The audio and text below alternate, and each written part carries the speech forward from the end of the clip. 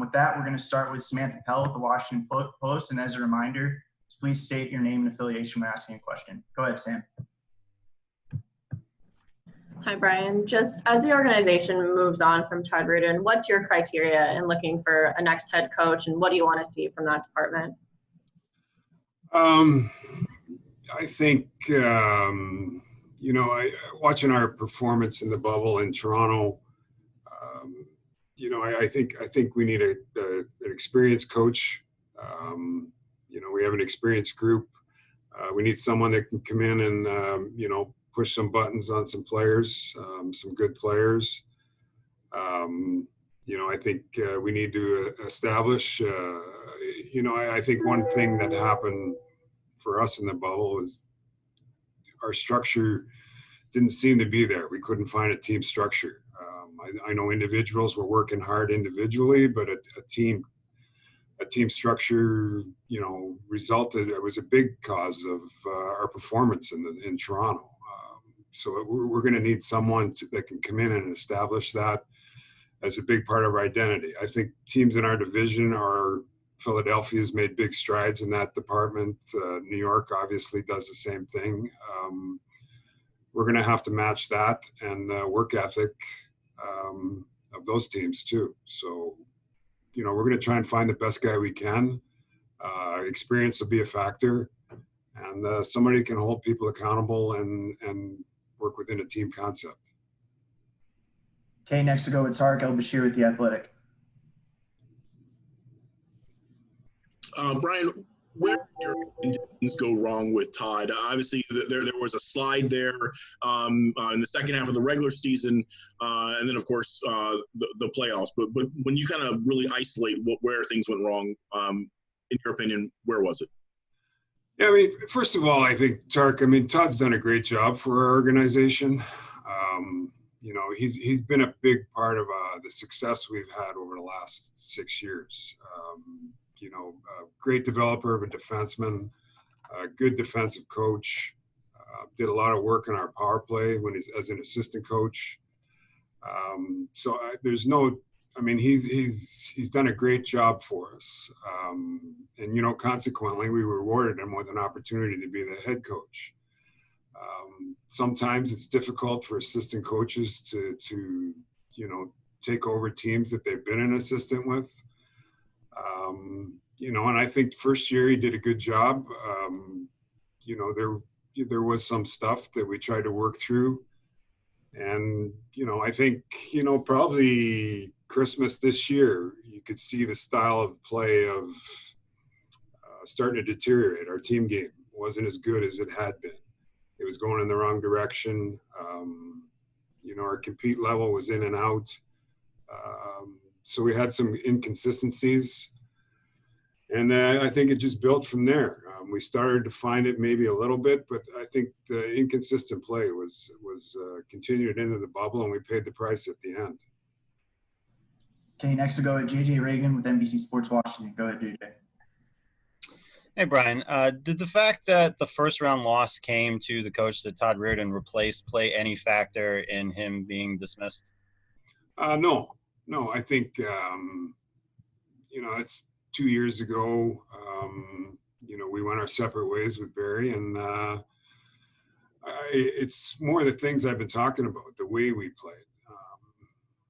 I think, we couldn't find a consistent compete level throughout that whole tournament. The same things I'm reiterating here.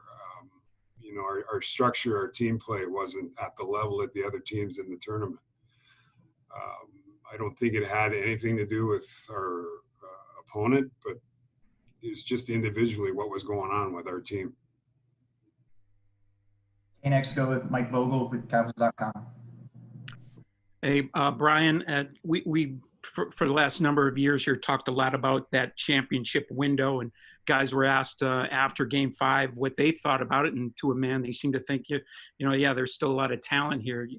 And the window should still be open. And you alluded to a little bit the structure of some of the other teams in the Metro division, but over the last 3 or 4 years, there's been a whole lot of high-end talent that's coming into the Metro as well, and probably more. We know more actually in 2020. How does that impact your thinking going forward? And does it make this, more of an urgent matter than maybe it would otherwise be?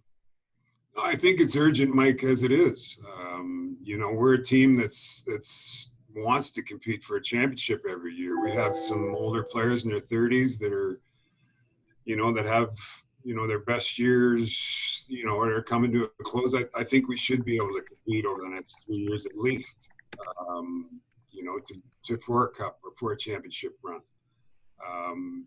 We're transitioning on D a little bit, with some young guys, with a young goaltender coming in. But I think we're injecting some youth also. I think ideally we'd like to have a good blend of youth and, our core players. So that's our hope, to accomplish that and to play at a high level next year. Okay, next we have Steve Wino from the Associated Press. Hey, Brian, you mentioned parting ways with Barry Trotz a couple of years ago after winning. Looking back, kind of what you know now, do you think that was a mistake in retrospect? It's disappointing for us that we couldn't come to agreement, a compromise on the negotiations. I think if you looked at the way we went about our business, we want to try to bring everybody back to repeat as championship, coaches and players. Unfortunately, we weren't able to negotiate something with Barry that made sense to both sides. Okay, next we have Scott Abraham with ABC7.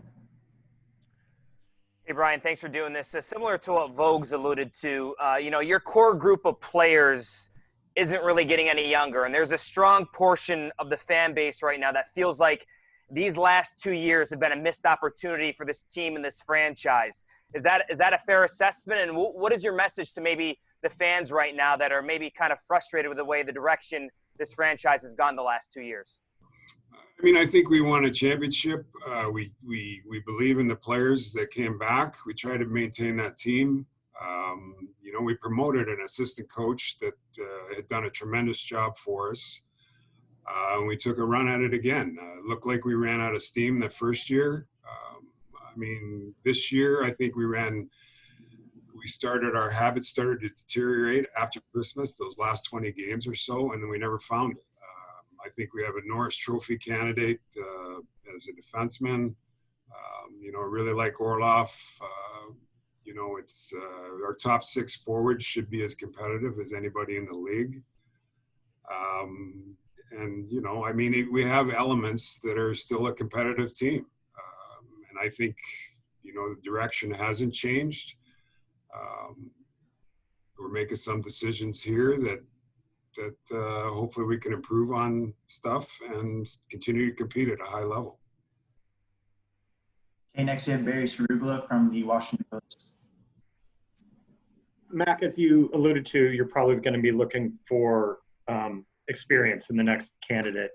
As you kind of reconstruct the decision to hire Todd or promote Todd, do you think at all that was risky, elevating an assistant for a very, very veteran group, given what you know now?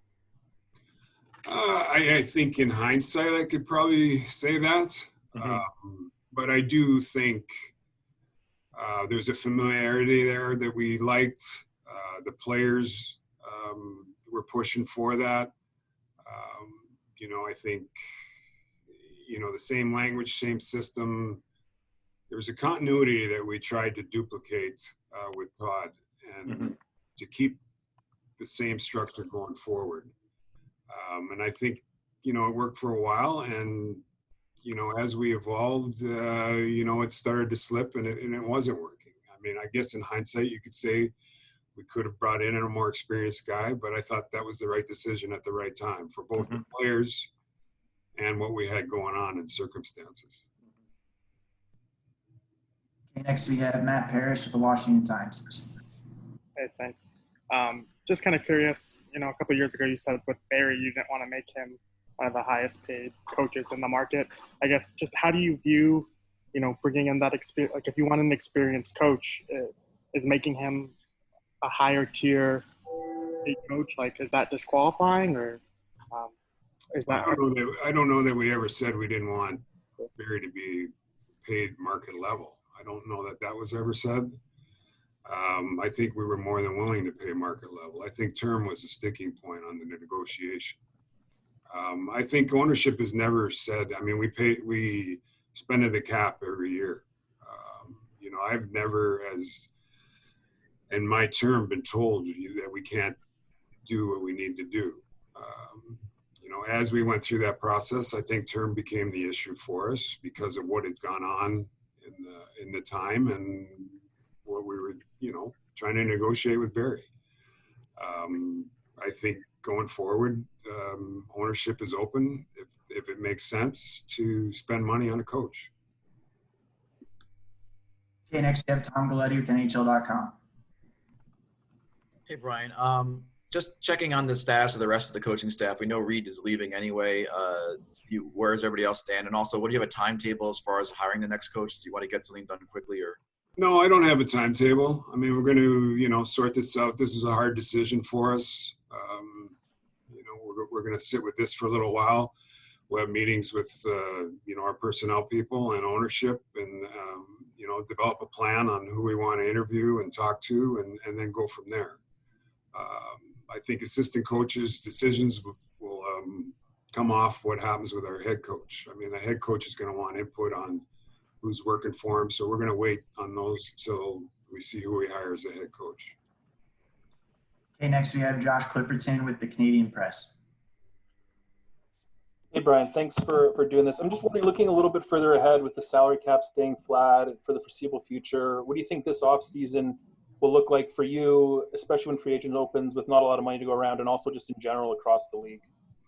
Yeah, I think in general it's going to be tight. There's going to be it's going to be hard for cap teams to complete their lineup, to create depth on their lineup.